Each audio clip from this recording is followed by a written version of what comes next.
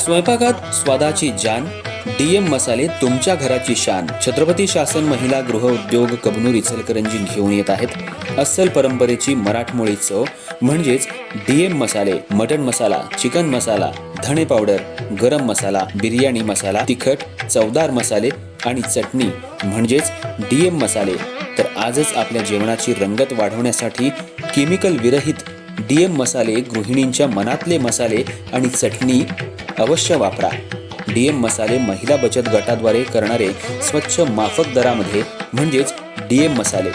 संपर्क दिव्याताई मगदूम, मोबाईल 91 30 80 22 55.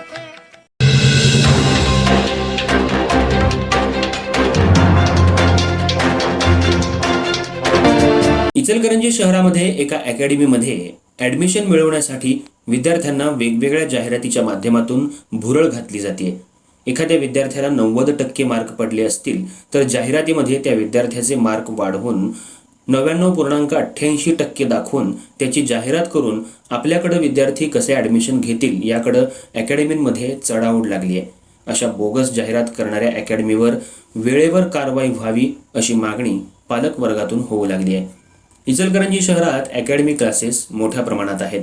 शहरातील प्राध्यापक, शिक्षक अकॅडमी गल्ली बोळामध्ये काढू लागले आहेत. शहरामध्ये 10वी 12वी विद्यार्थी पास झाल्यानंतर आपल्याकडे कसे येतील यासाठी अकॅडमी चालक सध्या जाहिरात प्रसिद्ध करू लागलेत. शहरातल्या एका अकॅडमीनं तर कहरच केलाय.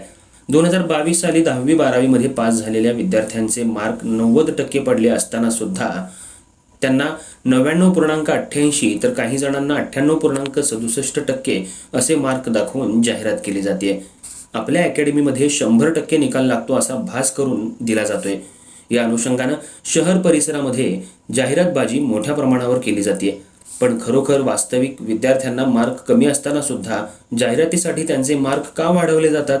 आपल्या अकॅडमीमध्ये टॉपर विद्यार्थी घडतायत असं दाखवून पालक आणि विद्यार्थ्यांची घोर फसवणूक केली जाते. याला पालक वर्गही बळी पडतायत. अकॅडमी क्लासेसच्या नावाखाली सध्या इचलकरंजी शहरामध्ये शिक्षणाचं बाजारीकरण झालंय. शिक्षणाचं महत्त्व आता राहिलं आहे की नाही?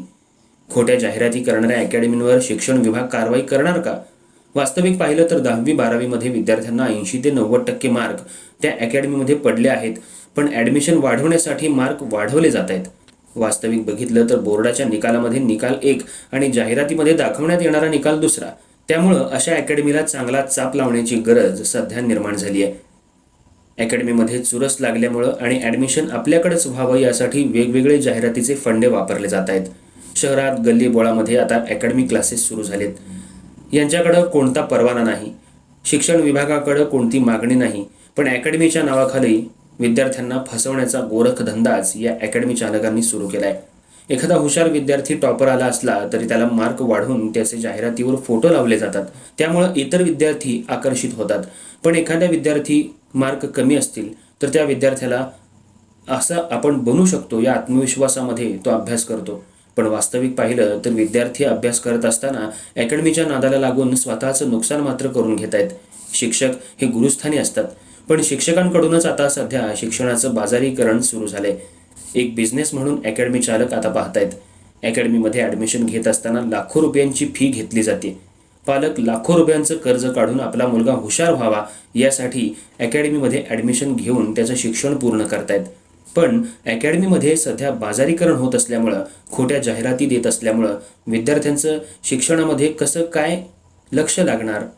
विद्यार्थी कसे हुशार होणार असा सवाल सध्या निर्माण झालाय. अशा बोगस जाहिराती करणाऱ्या अकॅडमीवर गुन्हे दाखल करण्याची मागणी सध्या जोर धरू लागली आहे. पेपरच्या माध्यमातून, पॅम्पलेटच्या माध्यमातून किंवा होर्डिंगच्या माध्यमातून अकॅडमीची जाहिरात, टॉपर विद्यार्थ्यांचे फोटो लावून आमच्याकडेच कसा 100% निकाल लागलाय अशी जाहिरात केली जाते. त्यामुळं याला पालकवर्गही बळी पडतायत. त्यामुळं अशा अकॅडमींपासून पालक वर्गांनी विद्यार्थ्यांना लांब ठेवण्याचं गरजेचं बनलंय.